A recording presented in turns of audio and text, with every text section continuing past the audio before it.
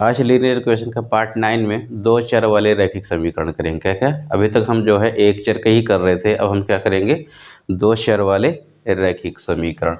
तो ऐसा क्वेश्चन रहेगा, मान लीजिए जो क्लास 10th में जो है दो चर वाले रैखिक समीकरण को हल करने की जो है दो मेथड है। कौन कौन सी दो मेथड है? तो देखिए, पहला मान लीजिए मैंने लिखा है कि x प्लस वाई बराबर 9 और x माइनस वाई बराबर 3, समीकरण नंबर 1 और समीकरण नंबर 2 इनको हल करना है। क्या करना है? इनको हल करना है। ठीक है, इसको करने की जो है दो मेथड है। कौन कौन सी दो मेथड होती हैं? एक होती है विलोपन और एक होती है प्रतिस्थापन। कौन कौन सी? एक होती है विलोपन और एक होती है प्रतिस्थापन। कौन सी? पहली विलोपन होती है, दूसरी होती है प्रतिस्थापन होती है।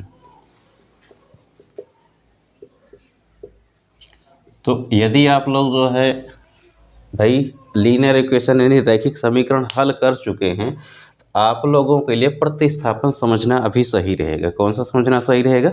प्रतिस्थापन समझना सही रहेगा। तो यानी आज जो हम मेथड करेंगे वो हम करेंगे प्रतिस्थापन करेंगे। क्या करेंगे? प्रतिस्थापन। प्रतिस्थापन का यदि मैं एक लाइन में, इसका मतलब होता है इसकी टोपी और उसकी सर, यानी इसका मान उस पे पटक देना है। क्या कर देना है? इसका मान उस पे पटक देना होता है। तो क्या करेंगे, मान लीजिए समीकरण 1 को हल करते हैं, तो समीकरण यहाँ पे लिखेंगे, समीकरण 1 को हल करने पर,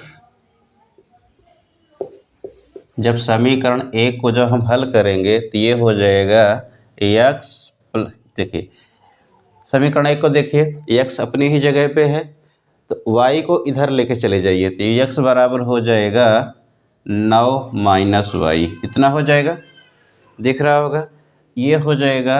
ये मान लीजिए ये समीकरण नंबर 3 है, कोई दिक्कत तो नहीं है भाई। समीकरण 3 आ चुका है। समीकरण 1 से मैंने x का मान निकाला है। तो ध्यान में ये रखना है आप लोगों को कि यदि मैं समीकरण 1 से x का मान या कि y का मान निकाल रहा हूँ तो वो मान समीकरण 1 में नहीं रखना है। समीकरण कहाँ पे रखना है? 2 पे रखना है। कहाँ पे रखना है? समीकरण 2 के। मैंने बोला कि इसकी टोपी इसके सर पटक देना है, नहीं? तो क्या करेंगे, क्या बोलेंगे, x का मान समीकरण 3 में रखने पर यहाँ पे क्या लिखेंगे, x का मान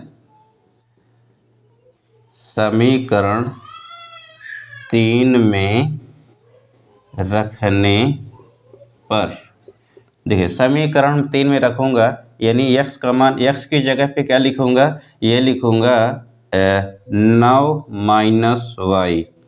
ये किसका मान रखा है? x का मान रखा, माइनस ये वाला y बराबर 3। इतना दिख रहा होगा बराबर भाई।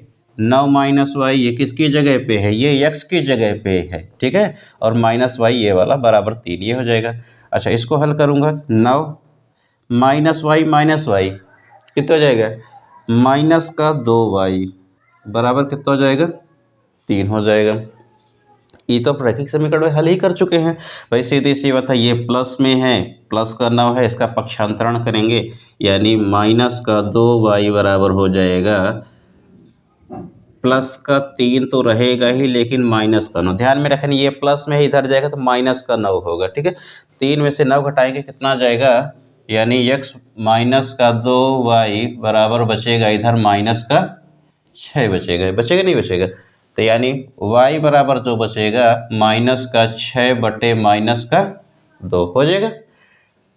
2 माइनस माइनस प्लस हो जाएगा, 2 तिहाई 6, यानी y बराबर आ जाएगा 3 आ जाएगा। कितना? y बराबर 3 आ गया। अब क्या करेंगे भाई, सीधे से यदि y का मान आ गया है तो हमेशा कोशिश यही करना है कि जो y का मान आ गया समीकरण 3 में रखेंगे। कहाँ पे रखेंगे? y का मान समीकरण 3 में रखने पर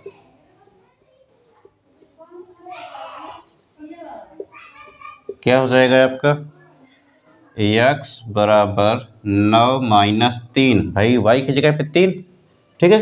9 में से 3 घटाएंगे तो x बराबर आ जाएगा 6, यानी आपके दो मान आ चुके हैं, एक x का मान आ चुका है, एक y का मान आ चुका है। ये आपकी कौन सी मेथड थी? प्रतिस्थापन थी। ठीक है। अच्छा, प्रतिस्थापन के बाद एक क्वेश्चन और प्रतिस्थापन में करते हैं, फिर कल इसको और कैसे करते हैं बताऊंगा मैं। एक क्वेश्चन और करते हैं यहीं पे, ठीक है, उसको देख लीजिए पहले आप लोग। प्रतिस्थापन में ही एक क्वेश्चन और करते हैं।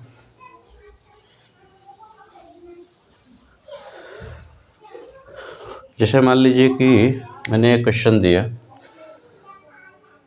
x minus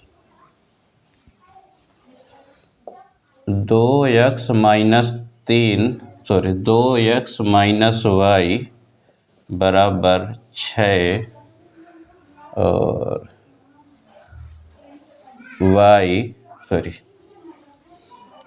x minus 2 3y बराबर 9, मान लीजिए ऐसा कुछ क्वेश्चन है। ठीक है, तो इसको यदि समीकरण 3 एक ये मान लीजिए, समीकरण 2 ये मान लीजिए। ठीक है, कुछ भी क्वेश्चन हो सकता है, ऐसा कुछ ज़रूरी नहीं है। ठीक है, तो यहाँ पे क्या निकालूंगा? y का मान पहले निकाल लूँ, सही रहेगा। या कि समीकरण यहाँ पे देखिए, समीकरण 2 को हल करूँगा तो x का मान सीधा आ जाएगा, नहीं आ पाएगा। यहाँ पे लिखूँगा मैं समीकरण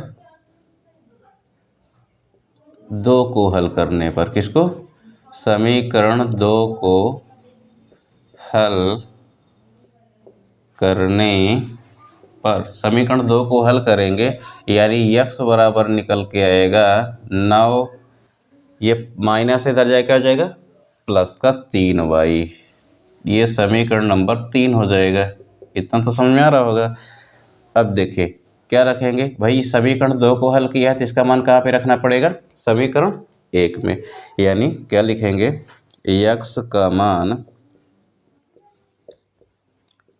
समीकरण 1 में रखने पर, जब समीकरण 1 में x का मान रखेंगे तो 2 गुणे x की जगह पे 9 प्लस का 3y माइनस का y बराबर 6, इतना ही होगा भाई। 2 गुणे x माइनस वाई, 2 गुणे x की जगह पे ये माइनस वाई बराबर 6। ठीक है, तो जगह 9 दूनी 18 प्लस 3 दूनी 6y माइनस का y बराबर 6, ऐसे कुछ है। ये है प्लस है, इधर जाए क्या हो जाएगा? माइनस का हो जाएगा। और 18y में से एक y घटा देंगे, यहाँ पे बचेगा 5y। कितना बचेगा? 5y। ये हो जाएगा 6 माइनस 18। भाई 6 प्लस में है, ये प्लस में है, सॉरी 18 प्लस में है, इधर जाए क्या हो जाएगा? माइनस का हो जाएगा। अच्छा, ध्यान में रखिएगा। अब जो है इसको यहाँ पे हल कर दो।